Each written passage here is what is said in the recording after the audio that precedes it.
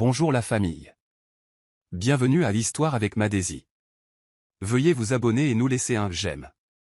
Cela représente énormément pour nous. Partagez également cette vidéo avec vos amis et vos proches et activez les notifications de publication pour ne pas manquer nos futures vidéos. Merci de le faire. Installez-vous confortablement et détendez-vous pendant que nous plongeons dans l'histoire. Jennifer ajusta son blazer, répétant mentalement son texte alors qu'elle se dépêchait dans la rue animée. C'était sa dernière chance de décrocher un emploi après d'innombrables refus. Au moment où elle traversait la route, une élégante voiture de luxe noire passa en trombe, l'éclaboussant de boue. Sa blouse blanche autrefois impeccable était maintenant maculée de traînées brunes et son pantalon tailleur était ruiné. Sa mâchoire tomba, le choc se transformant rapidement en fureur. Elle foudroya du regard la voiture qui s'était arrêtée quelques mètres plus loin, son moteur ronronnant avec arrogance. Comment osait-on être aussi négligent et insensible? Sans réfléchir une seconde de plus, elle fonça vers la voiture, ses talons s'enfonçant dans le sol humide. Elle était déterminée à affronter le conducteur et à exiger des excuses. La portière du conducteur s'ouvrit et un homme de grande taille en costume sur mesure en sortit, son air d'autorité indéniable. Brian jeta un coup d'œil à sa montre, visiblement impatient, avant de remarquer Jennifer s'approcher de lui comme une tempête. « Excusez-moi », cria-t-elle, la voix chargée de colère. « Avez-vous la moindre idée de ce que vous venez de faire ?» Brian haussa un sourcil, son regard balayant sa tenue boueuse. Au lieu d'excuses, ses lèvres se retroussèrent en un sourire narquois. « Peut-être devriez-vous regarder où vous allez, » répondit-il froidement. Sa nonchalance alimenta sa rage. « Vous trouvez ça drôle ?» demanda-t-elle, les poings serrés. L'amusement de Brian ne fit que croître. « Ce n'est pas ma faute si vous étiez au mauvais endroit au mauvais moment », rétorqua-t-il avant de s'éloigner d'un air dédaigneux. Le sang de Jennifer ne fit qu'un tour alors qu'elle le regardait disparaître dans le bâtiment, sa tenue ruinée et ses espoirs anéantis, cruel rappel de son arrogance. Déterminée à ne pas le laisser s'en tirer avec son insensibilité, Jennifer entra d'un pas décidé dans l'imposant bâtiment de verre, ses talons boueux laissant une traînée sur le sol en marbre immaculé. La réceptionniste leva les yeux, horrifiée par son apparence débraillée. « Vous ne pouvez pas entrer là », protesta-t-elle, mais Jennifer était trop enragée pour écouter. Elle passa en trombe devant la sécurité, les yeux fixés sur les portes de l'ascenseur qui étaient sur le point de se fermer. Avec un élan de vitesse, elle y coinça son bras, les forçant à s'ouvrir. À l'intérieur, Brian se tenait les mains dans les poches, imperturbable face à sa persistance. « Encore vous » remarqua-t-il, la voix dégoulinant de condescendance. Jennifer entra dans l'ascenseur, le fusillant du regard. « Vous me devez des excuses » exigea-t-elle. Les yeux de Brian parcoururent sa silhouette, son sourire narquois revenant. « Je ne vous dois rien » rétorqua-t-il. « Si vous ne pouvez pas vous payer un nettoyage à sec, ce n'est pas mon problème. » Les yeux de Jennifer s'écarquillèrent devant son audace. « Espèce de crétin arrogant » lança-t-elle. « Votre négligence m'a coûté mon entretien d'embauche. » L'expression de Brian vacilla un bref instant, une lueur de surprise avant que son masque indifférent ne revienne. « Ce n'est pas mon problème » répondit-il alors que les portes de l'ascenseur s'ouvraient sur l'étage de son bureau privé. « Maintenant, sortez. » Il sortit, mais Jennifer lui barra le chemin. « Pas avant que vous n'assumiez vos responsabilités. » Brian soupira, sa patience s'amenuisant. « Vous êtes persistante. »« Ça, je vous l'accorde » concéda-t-il, « mais vous me faites aussi perdre mon temps. » D'un geste dédaigneux, il la dépassa, laissant Jennifer fulminante. Elle ne s'était jamais sentie aussi rabaissée de sa vie. Alors qu'elle se tenait dans l'ascenseur vide, une larme s'échappa, mais elle l'essuya rapidement, sa résolution se durcissant. Elle le lui ferait regretter. Après une nuit blanche à ressasser les paroles cruelles de Brian, Jennifer décida qu'elle n'en avait pas encore fini avec lui. Elle retourna à son bureau le lendemain, le menton haut. Cette fois, elle était habillée de manière professionnelle, déterminée à lui faire face avec dignité. Mais alors qu'elle approchait de son bureau, elle fut interceptée par sa secrétaire, qui la toisa avec dédain. « Encore vous » ricana la femme. « Monsieur Brian ne reçoit pas les œuvres de charité. » Le personnel à proximité gloussa, leur regard la jugeant. Jennifer sentit ses joues brûler d'humiliation, mais elle tint bon. « Je suis ici pour lui parler » déclara-t-elle fermement. La porte du bureau de Brian s'ouvrit brusquement, et il sortit, le regard glacial. Toujours pas remise. Se moqua Théil. La poitrine de Jennifer se serra, mais elle refusa de reculer. Je suis venu exiger des excuses. Vous avez ruiné mon entretien, et j'ai perdu cette opportunité à cause de vous. Brian croisa les bras, ses lèvres se courbant en un sourire narquois. Ce n'est pas mon problème, répéta-t-il, le ton plus froid qu'avant. Si vous ne supportez pas un peu de boue, peut-être n'êtes-vous pas prête pour le monde de l'entreprise. Ces mots la blessèrent profondément, et Jennifer sentit sa confiance vaciller. Mais elle releva le menton, refusant de le laisser voir sa douleur. Votre arrogance est dégoûtante, cracha-t-elle, les yeux flamboyants. L'argent ne vous donne pas le droit de traiter les gens comme de la saleté. L'expression de Brian vacilla une fraction de seconde avant qu'il ne se reprenne. Je n'ai pas de temps pour votre comédie. Partez. Il lui tourna le dos, s'éloignant sans un second regard. Jennifer resta là, humiliée, mais résolue. Elle ne laisserait pas les choses se terminer ainsi. Jennifer se tenait devant l'immeuble de bureau, les épaules affaissées. Elle comptait sur cette opportunité d'emploi pour l'aider à payer ses factures, mais à cause de Brian, elle était de retour à la case départ. Son téléphone vibra avec un message de Rita. Comment ça s'est passé? Jennifer fixa les mots, la poitrine serrée. Elle n'eut pas le cœur de raconter à sa meilleure amie sa rencontre humiliante. En s'éloignant, elle aperçut son reflet dans les parois de verre, les épaules voûtées, les yeux ternes. Les paroles dures de Brian résonnaient dans son esprit, ébranlant sa confiance. Mais elle secoua la tête, refusant de laisser sa cruauté la vaincre. Elle était plus forte que ça. Pendant ce temps, Brian était assis dans son bureau somptueux, son esprit revenant aux yeux enflammés et aux défis féroces de Jennifer. Il ne comprenait pas pourquoi elle persistait dans ses pensées. Il était habitué à ce que les gens rampent pour attirer son attention. Pourtant, cette femme lui avait tenu tête, sans crainte de sa richesse ou de son pouvoir. Monsieur, la réunion du conseil d'administration va commencer. Max le rappela à l'ordre, interrompant sa rêverie. Brian se ressaisit, chassant Jennifer de son esprit. Il avait des affaires plus importantes à régler. Mais en se dirigeant vers la salle de conférence, il ne pouvait se défaire du souvenir de son regard féroce. À son insu, cette unique rencontre avait déjà changé son monde d'une manière qu'il ne pouvait encore comprendre. Une semaine plus tard, Jennifer prit un emploi à temps partiel dans un café local, désespérée de joindre les deux bouts. Elle essayait de se concentrer sur son travail, mais son esprit revenait sans cesse au sourire arrogant de Brian. Elle n'avait jamais rencontré quelqu'un d'aussi exaspérément insensible. La table 5 a besoin d'être resservie, appela son responsable, la sortant de ses pensées. Jennifer attrapa la cafetière, la maintenant en équilibre sur son plateau alors qu'elle s'approchait de la table. Son cœur rata un battement quand elle le vit. Brian, sirotant nonchalamment son café tout en faisant défiler son téléphone. Sa main trembla, et la cafetière faillit glisser. Qu'est-ce qu'il fait ici? Paniqua-t-elle, détournant instinctivement le visage. Brian leva les yeux, ses prunelles se rétrécissant en la reconnaissant. Un lent sourire narquois se dessina sur son visage. Eh bien, le destin a le sens de l'humour, dit-il d'une voix traînante. Les joues de Jennifer rougirent d'embarras. Votre café, marmonna-t-elle, le versant d'une main tremblante. Brian se pencha en arrière, son regard ne quittant jamais son visage. Alors, c'est ici que vous avez atterri. Se moqua-t-il.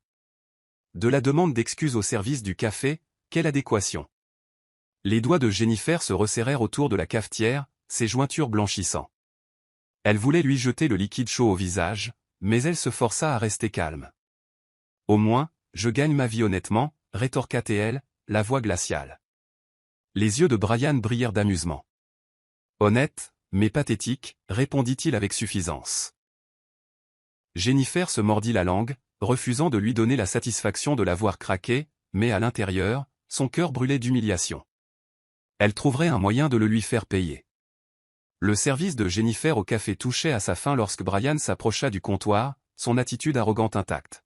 « Vous avez oublié un endroit », remarqua-t-il en désignant une légère tache de café sur sa table. La mâchoire de Jennifer se serra, mais elle ravala sa réplique, attrapant un chiffon pour nettoyer. « Vous êtes vraiment quelque chose », continua Brian, l'observant d'un regard calculateur. Vous pourriez faire mieux que ça. Les yeux de Jennifer brillèrent de défi. Tout le monde n'est pas né avec une cuillère en argent dans la bouche, répondit-elle froidement. Brian se pencha, sa voix basse. Vous êtes fougueuse, j'aime ça. Elle roula des yeux, terminant sa tâche sans un mot de plus. Alors qu'elle se tournait pour partir, la voix de Brian l'arrêta. J'ai un poste vacant. Mon entreprise a besoin de quelqu'un avec du cran et de la persévérance. Intéressé? Le cœur de Jennifer rata un battement, mais elle masqua sa surprise par de la suspicion. Vous m'offrez un emploi, demanda-t-elle, incrédule. Brian haussa les épaules. Considérez cela comme une compensation pour votre désagrément. Jennifer hésita, sa fierté luttant contre son désespoir. Elle avait besoin d'argent, mais travailler pour lui donnait l'impression d'avaler du poison. Pourquoi m'aideriez-vous? Demanda-t-elle, les yeux rétrécis. L'expression de Brian devint sérieuse. Tu es persévérante. La plupart des gens seraient partis. Toi, non. J'admire ça, admit-il, son honnêteté la prenant au dépourvu. Je n'ai pas besoin de votre pitié, rétorqua-t-elle, le menton levé avec défi. Les lèvres de Brian se courbèrent en un léger sourire. Ce n'est pas de la pitié. C'est une opportunité. À prendre ou à laisser. L'esprit de Jennifer s'emballa, pesant ses options. Elle avait besoin de revenus, et c'était sa chance de faire ses preuves, même si cela signifiait travailler sous les ordres de l'homme qu'elle méprisait. Après une pause tendue, elle accepta finalement, la voix assurée. Très bien, j'accepte le poste, mais ne pensez pas une seconde que je vous doive quoi que ce soit. Les yeux de Brian brillèrent d'amusement. Je n'y songerai même pas, répondit-il, son regard s'attardant sur elle alors qu'elle s'éloignait, la tête haute. Pour son premier jour dans l'entreprise de Brian, Jennifer entra dans le grand immeuble de bureaux, ses nerfs masqués par son expression déterminée. L'environnement était intimidant. Sol en marbre, parois de verre et employés vêtus de costumes de marque. Elle se sentait déplacée dans sa tenue modeste, mais refusa de le montrer. Jennifer, suivez-moi, la voix de Max interrompit ses pensées. Il la conduisit au bureau de Brian, où celui-ci était assis derrière un bureau massif, sa posture imposante. Vous êtes en retard, dit-il, le ton ferme. Jennifer vérifia sa montre. De 2 minutes, argumenta-t-elle, son défi lui valant un sourcil levé. 2 minutes suffisent à perdre un contrat d'1 million de dollars, rétorqua Brian avec aisance. Le temps, c'est de l'argent. Jennifer serra les dents, mais se tut, déterminée à ne pas lui donner la satisfaction de l'avoir troublé. Notez, répondit-elle froidement, les yeux dans les siens. La première tâche que Brian lui confia fut l'organisation banale de dossiers.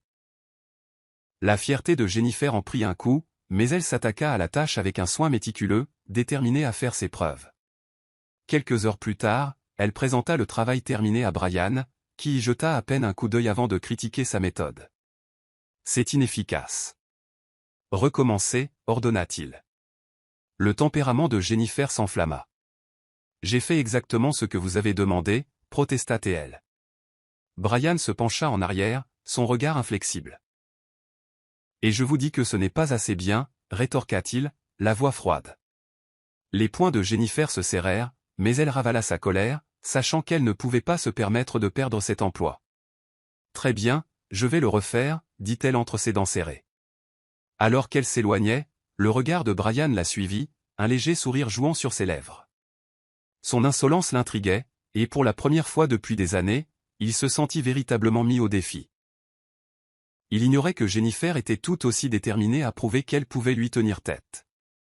Peu importe ses efforts pour la rabaisser, tard un soir, Jennifer faisait des heures supplémentaires, son bureau croulant sous les dossiers que Brian lui avait demandé d'organiser. Frustrée mais concentrée, elle ne le remarqua pas debout à l'embrasure de la porte, l'observant. Les yeux de Brian s'adoucirent en observant sa diligence, ses sourcils froncés par la concentration. Inconsciemment, un sourire étira ses lèvres, mais il l'effaça rapidement, son visage retrouvant son masque habituel d'indifférence.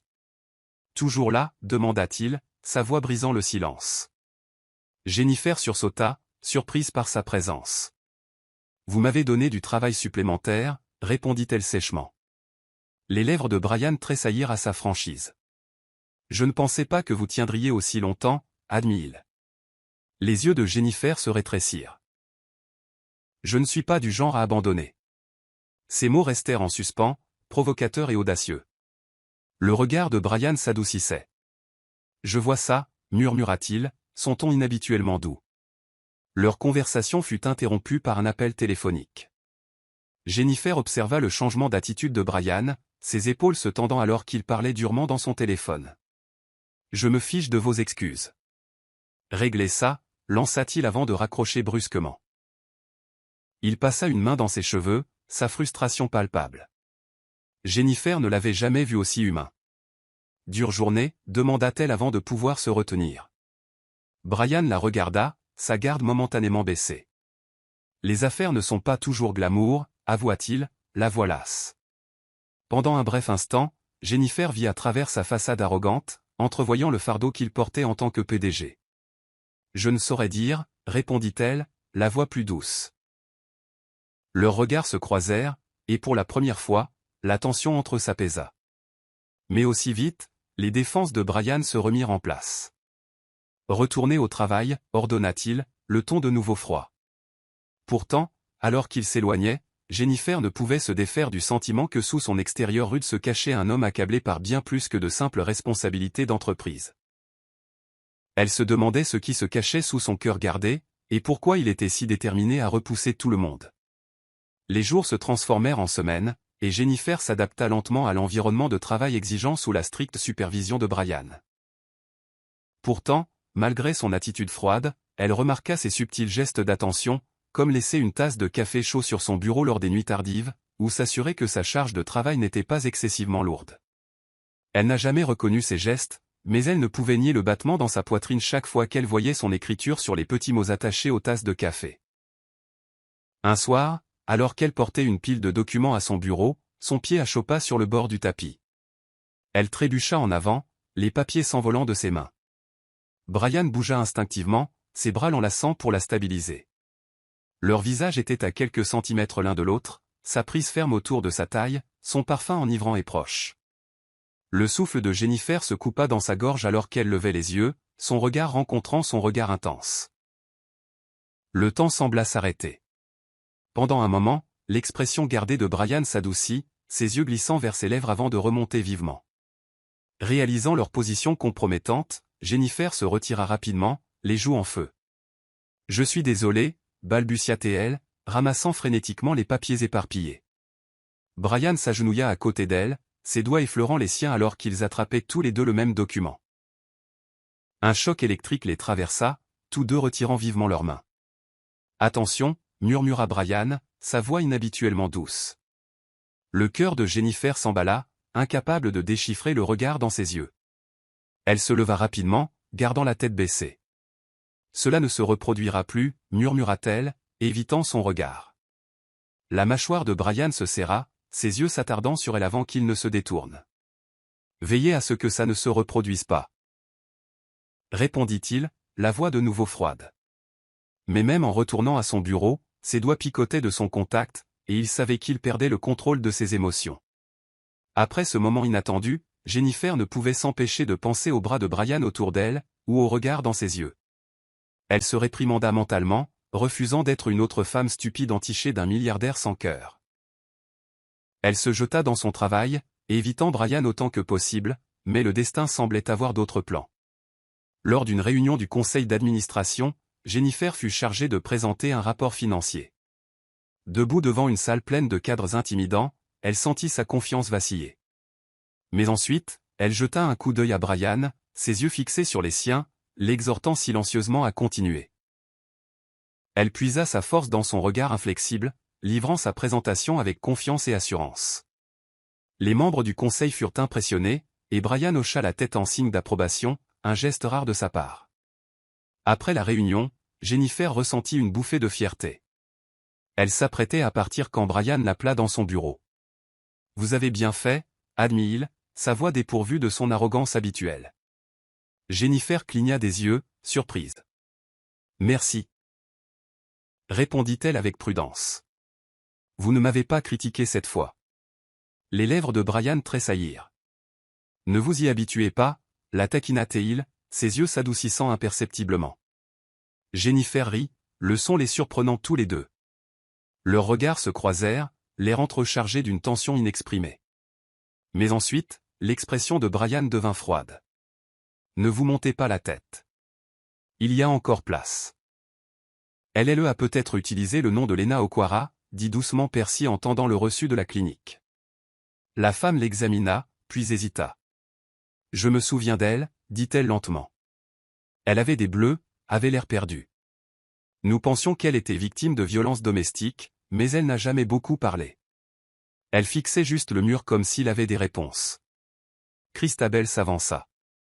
Est-elle toujours là? La réceptionniste secoua la tête. Elle a disparu la nuit où nous avons essayé de la transférer pour un suivi psychologique. Pas de téléphone idiophone, juste partie. La gorge de Percy se serra. Partie où? Il y avait une chose, ajouta la réceptionniste en baissant la voix. Elle n'arrêtait pas de murmurer un nom, Percy, encore et encore, le disait comme si c'était sa bouée de sauvetage. Christabel toucha le bras de Percy, les yeux embués. Elle se souvient de quelque chose, murmura-t-elle. La réceptionniste tendit une page arrachée d'un bloc-notes. Dessus se trouvait un croquis au fusain, grossier mais indubitable. Le visage d'un homme, les traits ressemblaient à ceux de Clinton. Percy se tourna vers Clinton, qui était entré discrètement derrière eux. Elle te dessinait, dit-il, le visage blême. Alors elle est vivante, mais brisée. Christabel regarda le croquis une fois de plus. Elle n'est pas brisée, dit-elle fermement. Elle essaie de se retrouver dans les morceaux, et nous allons l'aider à le faire. Pour la première fois depuis longtemps, l'espoir pointa à travers les fissures. Tard un soir, Percy était assis à la table de la salle à manger, entouré de documents, de croquis et de vieilles photos d'harmonie. Christabel entra avec son ordinateur portable à la main, les yeux écarquillés. J'ai contacté un ami qui s'occupe de la surveillance du trafic en centre-ville. Dit-elle en tournant l'écran vers Percy. Il a extrait des images de la rue près de l'emplacement de la clinique. Percy se pencha plus près. La vidéo granuleuse montrait une femme marchant pieds nus le long de la route, portant un long gilet beige et un sac à main en bandoulière. Sa démarche était lente, presque détachée. Percy mit la vidéo en pause et zooma. La femme regardait droit devant elle, son expression vide, mais son visage était indubitablement celui d'Harmonie. Elle a l'air perdue, marmonna-t-il, comme si elle n'était pas tout à fait là. Clinton, qui venait de rentrer d'une promenade silencieuse, s'approcha en voyant l'écran. La vue d'Harmonie dans un état aussi vulnérable lui coupa le souffle. C'est la nuit où elle a disparu de la clinique, dit Christabel, le ton grave. Elle s'est éloignée dans la direction opposée à toute résidence voisine. La voix de Percy se serra.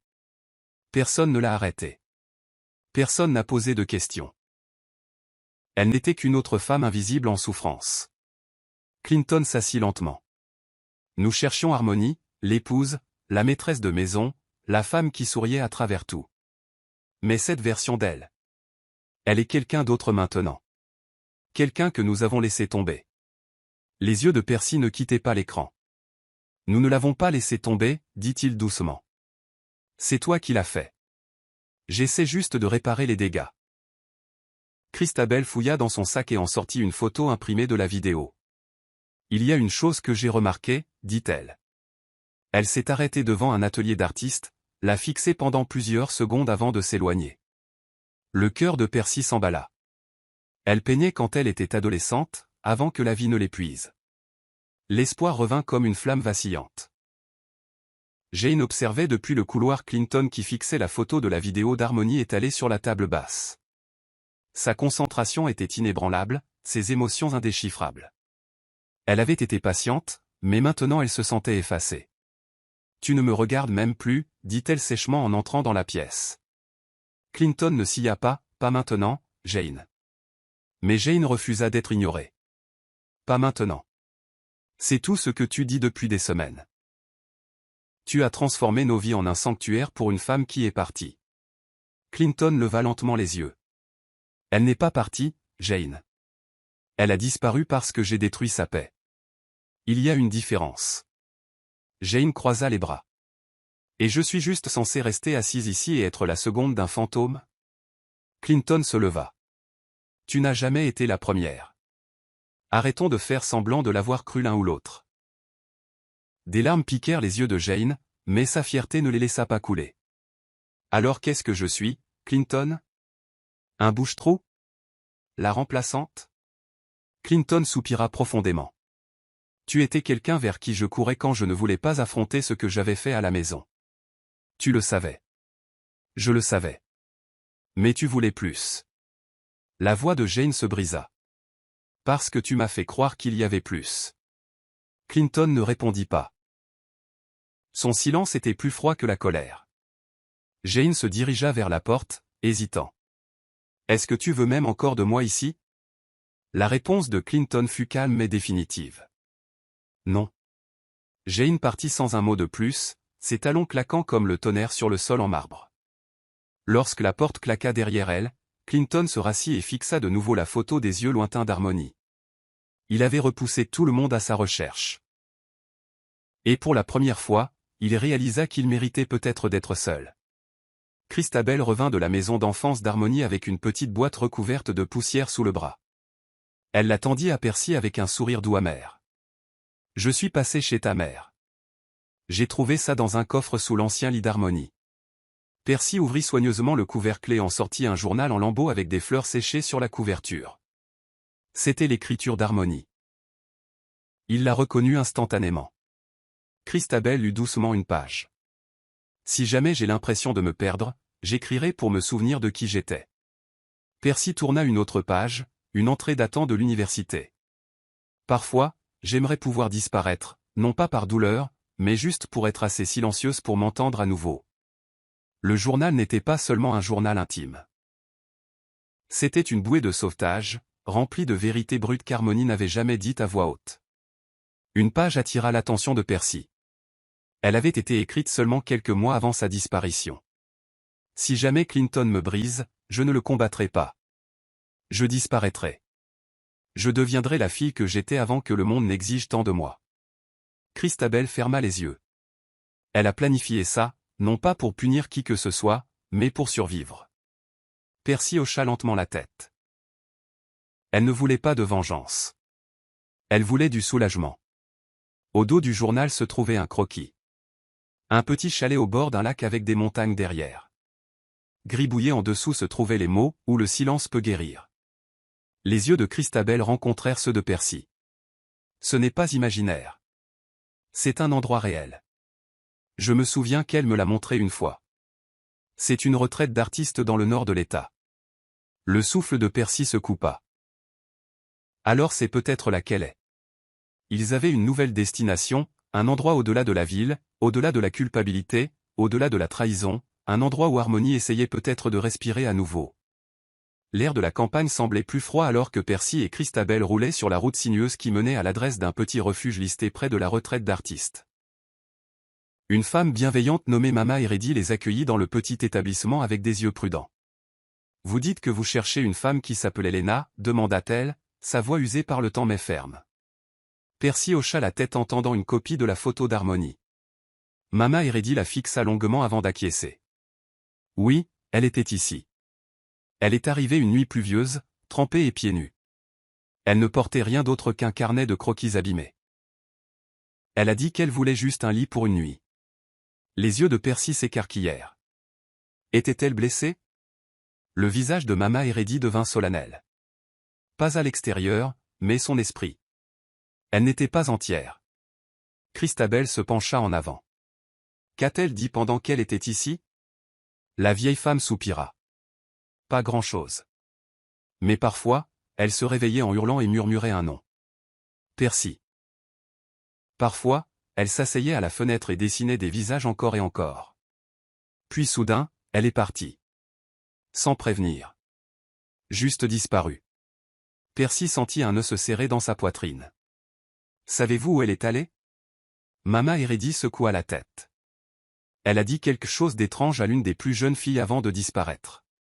Elle a dit, j'ai besoin de retrouver la fille que j'étais avant qu'il ne fasse de moi une épouse. Christabel échangea un regard avec Percy. Elle fuit, mais elle se cherche aussi. Alors qu'il retournait à l'extérieur dans la fraîcheur matinale, Percy fixa l'horizon. Partout où nous trouvons ses empreintes, c'est comme si elle se dépouillait de qui elle était. Si nous ne l'atteignons pas bientôt. Sa voix s'éteignit. Christabel lui toucha doucement l'épaule. Nous le ferons. Et quand nous le ferons, elle saura qu'elle n'a pas été oubliée. Le lendemain matin, Percy et Christabel suivirent la piste jusqu'à une retraite de montagne nichée dans les hautes terres de l'état de Koji, une communauté d'artistes connus pour accueillir les personnes en quête de silence, de guérison ou d'isolement. La réceptionniste, une jeune femme à la voix douce nommée Ajiro, haussa les sourcils lorsqu'on lui montra la photo d'Harmonie. Elle est venue ici il y a environ une semaine, s'est enregistrée sous le nom de Lina Uokwara, a dit qu'elle se remettait d'un épuisement et ne voulait pas être dérangée. Percy sentit ses genoux faiblir. Est-elle toujours là? Ajiro hocha la tête. Elle reste pour elle-même, peint dans la prairie avant le lever du soleil, parle très peu, mais elle semble fragile. Christabel demanda doucement, pouvons-nous la voir? Ajiro hésita. Elle est partie tôt ce matin, elle est allée se promener près de la rivière. C'est son moment de calme. Ils suivirent les indications d'Ajiro jusqu'à un sentier en bois le long d'un ruisseau paisible. En marchant, Christabel murmura, que dirons-nous même quand nous la verrons? Percy ne répondit pas. Sa poitrine était trop serrée. Puis, juste au-delà d'une rangée d'arbres, ils la virent, Harmonie, agenouillée au bord de l'eau, trempant son pinceau dans un pot de couleur. Ses cheveux étaient attachés en un chignon lâche. Elle portait une robe jaune délavée et regardait au loin comme si elle peignait de mémoire. Percy fit un pas en avant, puis s'arrêta. Elle se tourna légèrement, les sentant, mais ne montra aucune peur. Ses yeux rencontrèrent ceux de Percy. Elle cligna des yeux une fois, puis deux fois, mais il n'y avait aucune reconnaissance en eux. « Bonjour, dit-elle doucement. Êtes-vous ici pour rejoindre la retraite aussi ?» Les yeux de Christabel s'emplirent de larmes. Percy essaya de parler, mais sa voix se brisa. « C'est moi, Percy, ton frère. » Harmonie pencha la tête.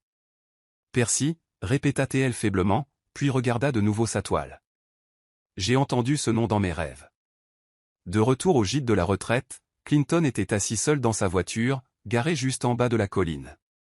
Il n'avait pas encore rejoint Percy et Christabel. Il n'était pas prêt.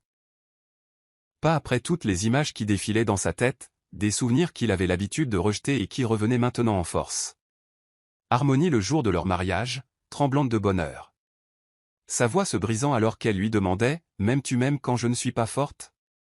La fois où elle s'était tenue silencieusement près de la fenêtre pendant qu'ils se précipitaient pour le dîner d'anniversaire de Jane, oubliant complètement leur anniversaire.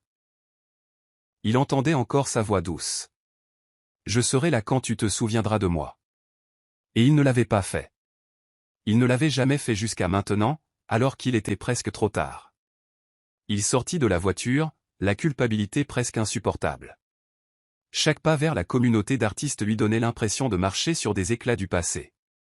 Percy l'aperçut alors qu'il montait les marches. « Elle ne sait pas qui je suis, dit-il sans se retourner. Clinton déglutit difficilement. « Et moi ?» Percy se tourna enfin, ses yeux froids. « Toi ? Tu es la raison pour laquelle elle a tout effacé. » Le visage de Clinton se crispa. « Je sais. C'est pourquoi je suis là. Pas pour la forcer à se souvenir, mais pour m'excuser même si elle ne le fait jamais. » Christabel s'approcha par derrière, la voix sévère. « Tu n'es pas le héros de cette histoire, Clinton. Mais si tu es honnête, peut-être pourras-tu l'aider à guérir. » Clinton hocha la tête, sa voix à peine plus qu'un murmure. « Alors laisse-moi commencer maintenant. » Alors qu'il se dirigeait vers le chalet où Harmonie peignait, le vent transportait l'odeur d'eucalyptus et le chant des oiseaux, doux, presque sacré. Clinton ne savait pas si elle le reconnaîtrait. Mais il priait pour que son cœur se souvienne de quelque chose de plus profond que la mémoire, quelque chose que seul l'amour, dans sa forme la plus vraie et la plus brisée, pourrait raviver. Le silence dans la maison de Clinton devint insupportable. Harmonie étant maintenant localisée, bien que perdue dans ses souvenirs, Jane sentait le fil qui la liait à Clinton se rompre. Elle errait dans les couloirs, ne sachant plus ce qui lui appartenait. Ses vêtements étaient toujours dans le placard, mais l'attention de Clinton ne l'avait pas effleurée depuis des jours. Il ne chuchotait plus d'excuses ni ne feignait l'affection. Elle le retrouva une fois de plus, faisant défiler des photos d'Harmonie et Percy à la retraite d'artistes. « Alors, qu'est-ce qui m'arrive à moi ?» demanda-t-elle, les bras étroitement croisés. « Est-ce que je disparais maintenant que ta femme brisée est à nouveau le centre de ton monde ?» Clinton ne leva pas les yeux. Tu n'aurais jamais dû être dans mon monde, Jane. Je t'ai entraîné dans un pétrin que je n'ai jamais nettoyé. Sa voix était plate. Les lèvres de Jane tremblèrent. Tu m'as utilisé, Clinton. Pourquoi? Du réconfort? Une distraction? Un trophée à brandir pendant que tu détruisais tes vœux. Il se leva alors, son visage aussi fatigué que honteux. Je n'ai jamais eu l'intention de tomber pour toi comme je l'ai fait. Mais je ne t'ai jamais aimé non plus comme j'aurais dû. Jane serra les poings, sa voix tremblante. Ne me donne pas de la sympathie enrobée d'honnêteté. Je suis resté parce que tu m'as laissé croire qu'Harmony était partie pour de bon. Maintenant elle est de retour et je suis jetable. Clinton passa devant elle en direction de l'escalier. Tu n'es pas jetable. Tu es juste dans le mauvais chapitre de ma vie. Le sang-froid de Jane vola en éclats alors qu'elle hurlait, il n'y a jamais eu de chapitre pour moi. N'est-ce pas? Clinton s'arrêta. Non, dit-il doucement. Seulement les marges. Jane le fixa, sans voix, alors qu'il montait les escaliers et disparaissait dans la chambre. Cette nuit-là, elle fit ses valises en silence, et le matin, la maison était de nouveau vide, sauf que cette fois, c'était Jane qui était partie sans dire au revoir. Le téléphone de Percy vibra tôt le matin, juste au moment où il sortait pour retrouver Christabel pour le petit déjeuner. Le numéro était inconnu. Hésitant mais curieux, il répondit, Percy à l'appareil. La voix à l'autre bout du fil était basse, peut-être déformée.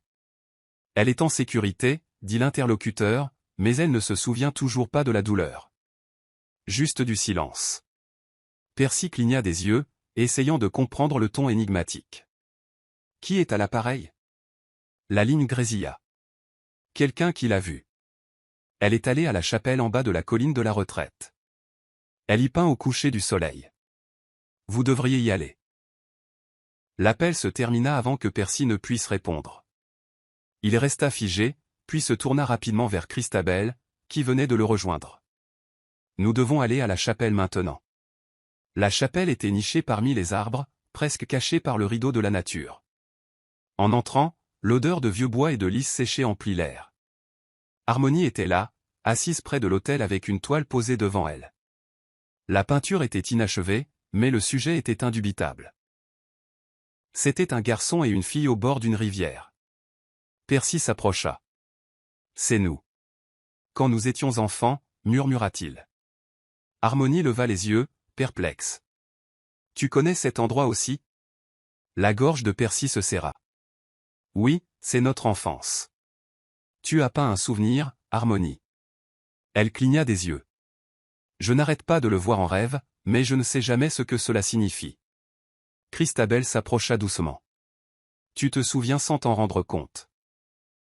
Harmony fronça légèrement les sourcils, passant ses doigts sur son front. Pourquoi est-ce que ça me fait mal à la poitrine? Percy s'agenouilla à côté d'elle. Parce que ton cœur sait, même si ton esprit ne le sait pas. Tu retrouves ton chemin, un morceau à la fois. Et alors que la lumière du soleil filtrait à travers les vitraux, Harmony baissa les yeux sur sa peinture comme si elle la voyait pour la première fois. Plus tard dans la soirée, Harmony s'effondra devant la chapelle. Ce ne fut pas dramatique, juste un doux repli sur elle-même, comme une fleur cédant au poids de ses propres pétales. Christabel hurla à l'aide, et Percy la transporta jusqu'à l'infirmerie de la retraite, qui les référa à l'hôpital régional. Là, Harmony reposait sur un lit d'hôpital, son front luisant de sueur. Le médecin, un homme d'âge moyen aux yeux bienveillants, entra dans la salle d'attente. Elle est stable, commença-t-il. Mais nous avons effectué quelques évaluations cognitives, et je crois que nous avons affaire à une amnésie dissociative déclenchée par un traumatisme. Clinton, qui était arrivé quelques minutes après avoir reçu l'appel affolé de Percy, resta immobile. Sa mémoire revient-elle? Le médecin soupira. Par fragments. Elle se souvient plus des sentiments que des événements. C'est délicat. Si vous la poussez trop fort, elle pourrait se replier à nouveau. Clinton entra lentement dans la chambre d'hôpital. Harmony était réveillée, les yeux fixés au plafond. Elle ne tressaillit pas à sa présence. Il se tint près de son lit, la voix tremblante. C'est moi, Clinton. Son regard se déplaça lentement vers lui. Vous êtes l'homme sur les croquis, dit-elle. Le souffle de Clinton se coupa. Oui, c'est moi. J'étais votre mari. Elle ne réagit pas. Vous ressemblez à quelqu'un pour qui je pleurais dans mon sommeil, murmura-t-elle. Ses genoux faillirent céder. Je suis venu m'excuser, pas pour mendier quoi que ce soit.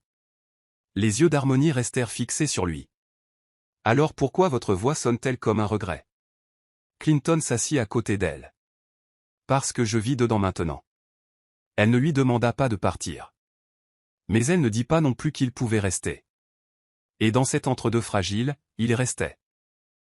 Reinent tous les deux assis tranquillement, deux personnes brisées essayant de comprendre si le pardon vivait dans la mémoire ou quelque part au-delà. Clinton se tenait près de la fenêtre de l'hôpital, son reflet fracturé par la vitre maculée.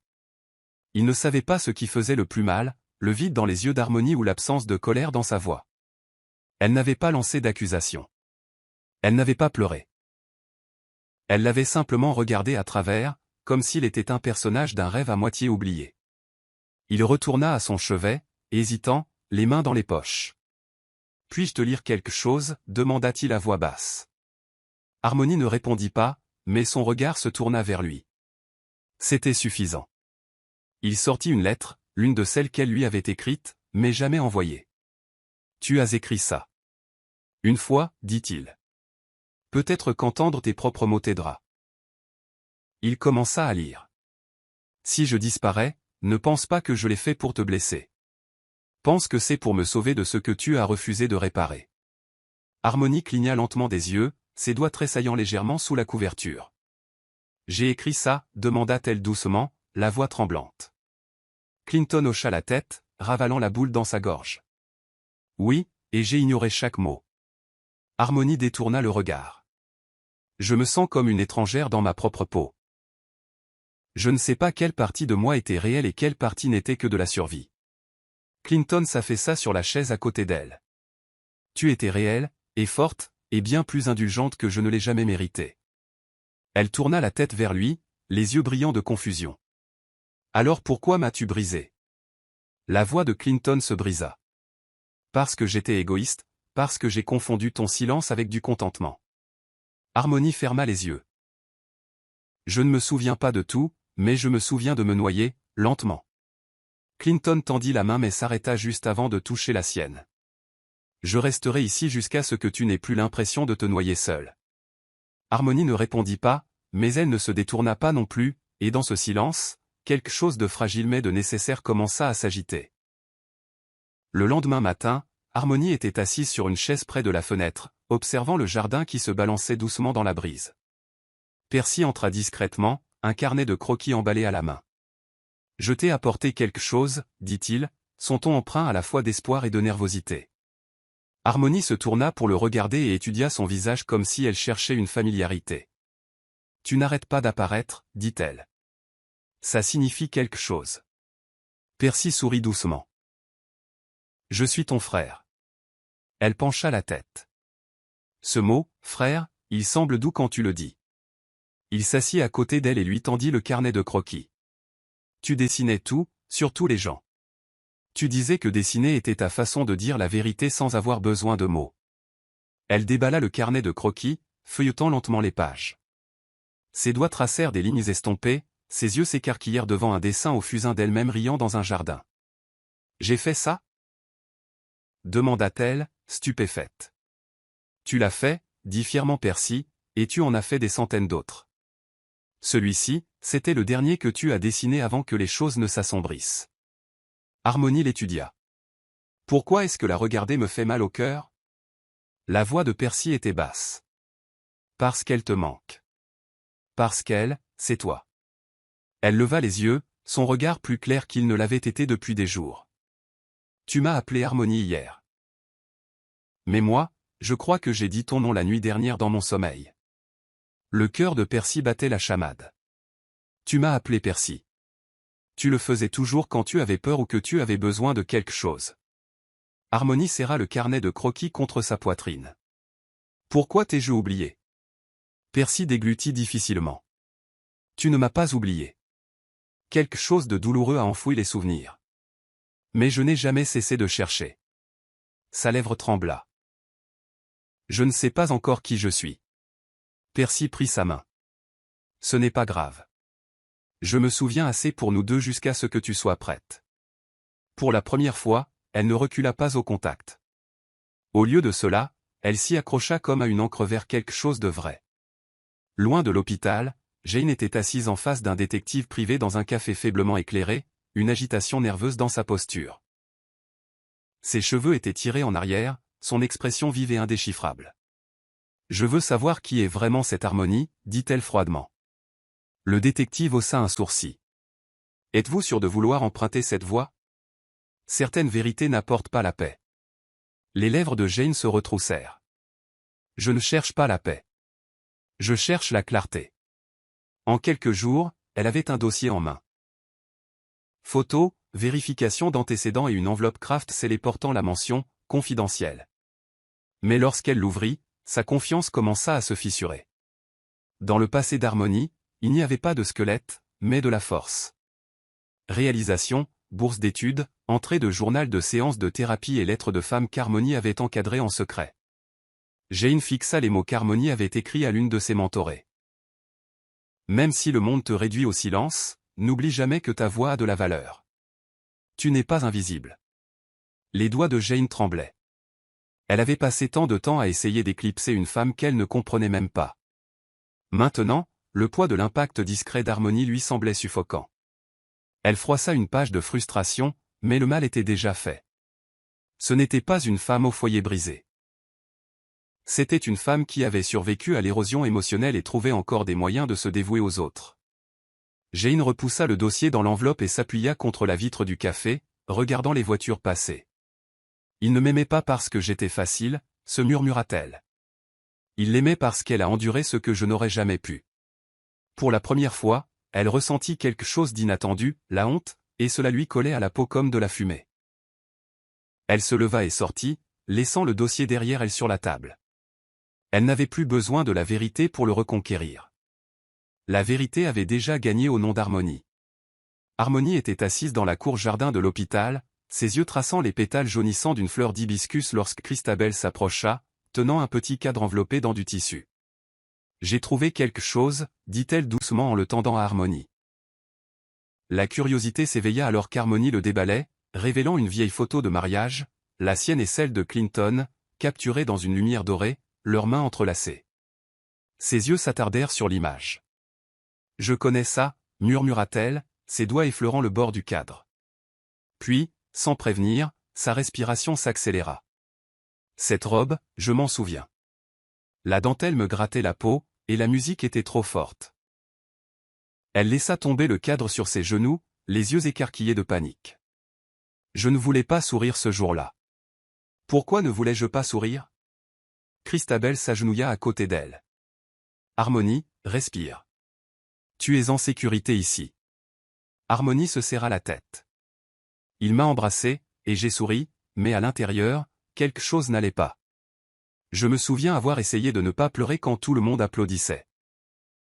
Des larmes montèrent alors que des bribes revenaient comme des éclairs de foudre dans l'obscurité.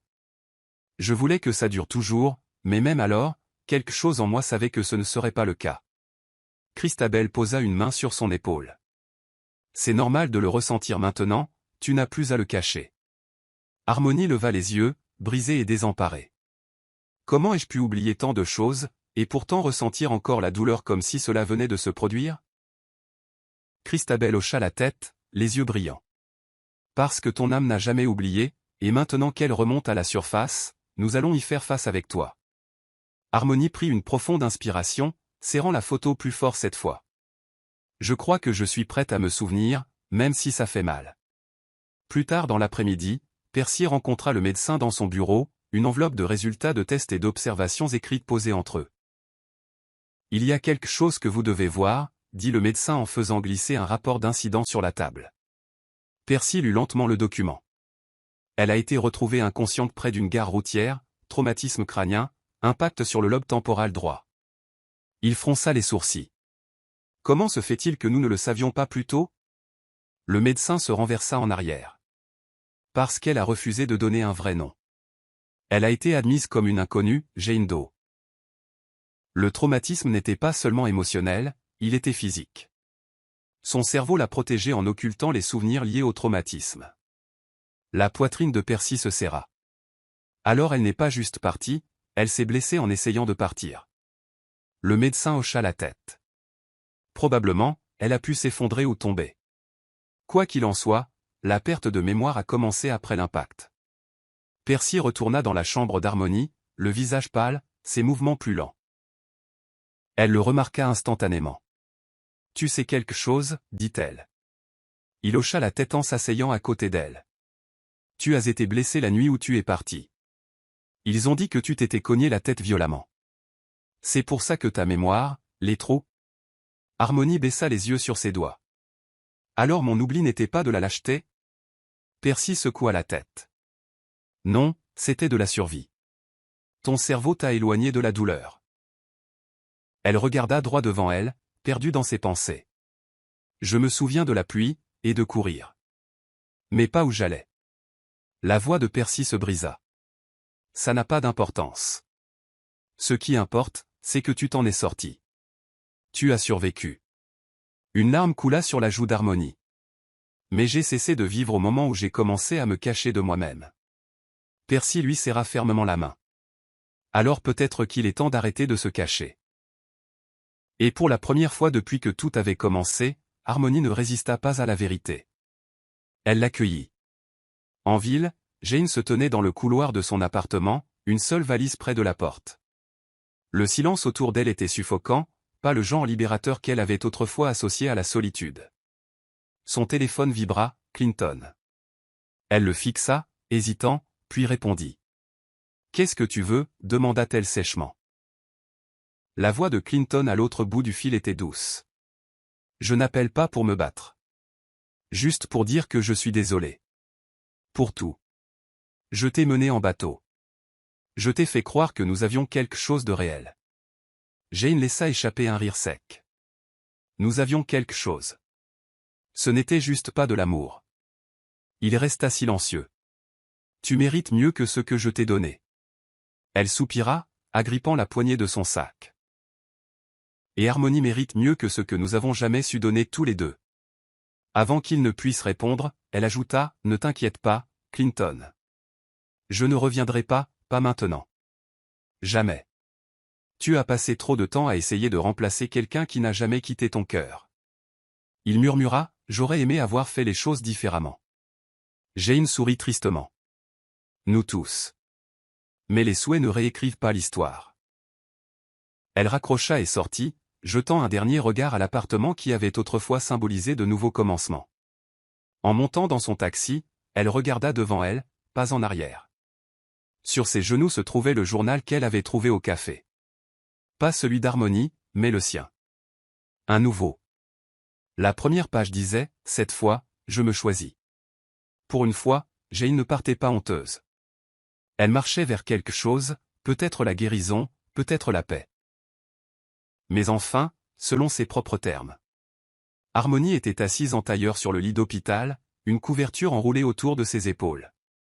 Mais le froid qu'elle ressentait n'avait rien à voir avec le temps. Les souvenirs n'étaient plus des ombres. C'étaient des fragments qui s'assemblaient en morceaux déchiquetés. Elle se tourna vers Christabel et demanda, « Me suis-je jamais défendue ?» Les yeux de Christabel s'adoucirent. « Tu as essayé, Harmonie, de manière discrète. Mais tu étais aussi fatiguée d'essayer. » Harmonie détourna le regard. « Je ne me souviens pas avoir crié, ni laissé de mots, ni exigé d'explications. » Sa voix tremblait. « Étais-je si faible ?» Christabel prit sa main. « Non, tu n'étais pas faible. Tu étais épuisée d'avoir tout donné et de te retrouver avec rien. » Harmonie se mordit la lèvre, les larmes montant. « Est-ce que je voulais mourir cette nuit-là, ou juste disparaître ?» Percy se tenait à la porte, ayant entendu sa question. « Tu voulais être entendu, dit-il doucement en entrant. Tu ne pouvais juste plus crier. » Harmonie se tourna vers lui, les yeux écarquillés de douleur. « Comment puis-je pardonner à quelqu'un dont je me souviens à peine? Et comment puis-je me pardonner d'être devenu quelqu'un que je ne reconnais pas ?» Percy s'assit à côté d'elle, posant une photo de leur enfance sur ses genoux. « Commence par te souvenir de qui tu étais avant tout ça. » La fille qui riait trop fort et peignait jusqu'à ce que ses doigts soient tachés. Elle est toujours là-dedans. Harmonie fixa la photo, son reflet visible dans le cadre en verre. Je veux la récupérer, murmura-t-elle. Alors ramenons-la à la maison, répondit Percy. Et pour la première fois, Harmonie hocha la tête, non pas comme une patiente en convalescence, mais comme une femme se réappropriant son identité. Le lendemain matin, Clinton se tenait devant la chapelle de la retraite, serrant un carnet usé rempli de lettres qu'il n'avait jamais postées. À l'intérieur se trouvaient des pages de confessions, d'excuses et de réflexions honnêtes. Alors que le vent tirait sur son manteau, il attendit. Harmonie émergea lentement, enveloppée dans un châle tricoté, son expression indéchiffrable. « Vous avez demandé à parler, dit-elle. Clinton hocha la tête, la voix basse. « Je n'attends pas de pardon, mais je vous dois la vérité. » Il lui tendit le carnet. « Ceux-ci sont pour vous. Pas de répétition. Pas de modification. » Elle prit le livre sans l'ouvrir. « Je ne veux pas entendre de promesses, dit-elle prudemment. Je veux savoir si vous avez changé parce que vous m'avez perdu, ou parce que vous m'avez enfin vu. » Les yeux de Clinton s'emplirent de larmes. « Les deux, dit-il honnêtement. Tu as toujours été là, mais j'étais trop aveugle, trop égocentrique pour voir au-delà de mon propre ego. J'ai continué à tout justifier jusqu'à ce que le silence que tu as laissé derrière toi devienne plus fort que tous mes mensonges. » Harmonie hocha lentement la tête, son regard assuré. « Et maintenant ?» Clinton déglutit. « Maintenant, je veux devenir quelqu'un de digne, même s'il est trop tard pour être cet homme pour toi. » Elle le fixa longuement avant de répondre. « Guérir, ce n'est pas revenir en arrière. C'est avancer sans traîner le poids avec soi. » Les lèvres de Clinton tremblèrent. « Alors laisse-moi au moins porter le mien avec honnêteté. » Elle ne le serra pas dans ses bras, elle ne pleura pas. Mais elle posa une main sur son carnet et murmura, « Alors commence ici. » Elle s'éloigna avec une force tranquille, et Clinton resta derrière, humilié, changé, et commençant enfin à apprendre le langage de la responsabilité. Cette nuit-là, Harmonie rêva de nouveau, mais cette fois, ce n'était pas rempli de peur ou d'espace vide. C'était vif. Elle se tenait dans un champ baigné de soleil, la voix de sa défunte mère l'appelant par son nom. Harmonie, ne fuis plus. Elle se retourna, et là, sa mère se tenait en blanc, souriant les bras ouverts. Je suis fatiguée, maman, murmura Harmonie dans le rêve. Tellement fatiguée. Les mains de sa mère touchèrent son visage. Alors repose-toi, mais n'oublie pas qui tu es. Tu es lumière, tu es rire, tu n'es pas ce qui t'est arrivé. Les mots l'enveloppèrent comme un baume. Je veux revivre, pleura Harmonie. Sa mère sourit doucement. Alors réveille-toi, ma fille, et reprends ta vie en main. Harmonie se réveilla avec des larmes sur les joues, l'aube pointant à travers la fenêtre. Elle s'assit, sortit son vieux carnet de croquis, et pour la première fois depuis des années, écrivit son nom complet sur la première page. Harmonie, comme dans Uzoshi. Elle le traça encore et encore jusqu'à ce qu'il redevienne familier. Percy entra discrètement et s'arrêta net. « Tu es levé tôt, dit-il. » Elle sourit faiblement. « J'ai eu une visiteuse, quelqu'un dont je ne savais pas que j'avais besoin. » Il s'approcha. « Tu as l'air plus légère. » Elle brandit le carnet de croquis. « Je me suis souvenu de qui je suis. » Il hocha la tête, la fierté brillant dans ses yeux. « Alors peut-être qu'il est temps de rentrer à la maison. » Elle regarda une dernière fois par la fenêtre. Pas en arrière vers ce qui était, mais en avant vers ce que je choisis. Et à cet instant, Harmonie ne survivait pas seulement, elle s'élevait. L'hôpital libéra Harmonie 3 jours plus tard, et alors que Percy la ramenait de l'établissement, la silhouette de la ville s'estompa derrière eux, remplacée par le doux bruissement des arbres et le grand air. Ils ne parlèrent pas beaucoup pendant le trajet.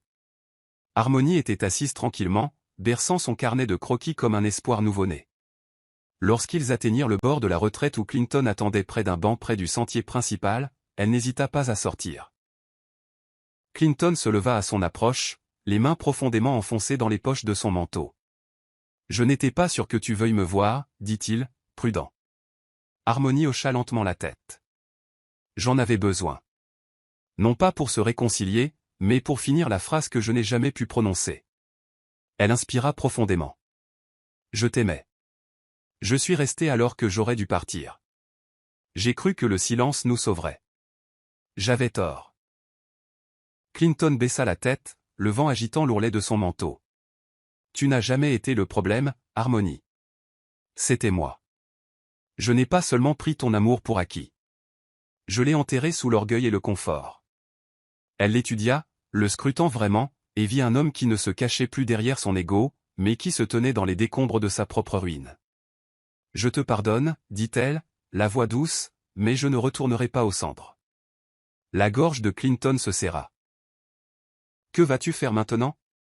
Elle regarda vers la rivière derrière la retraite. Vivre. Guérir. Apprendre aux autres comment retrouver leur chemin quand ils se sentent effacés. Clinton cligna des yeux. Et nous? Elle sourit doucement. Il n'y a pas de nous. Il n'y a que toi. Et moi. Deux personnes qui se sont rencontrées dans l'amour mais se sont séparées dans la clarté. Sur ce, elle tendit la main, lui toucha brièvement l'épaule, puis s'éloigna. Non pas en colère, non pas d'à.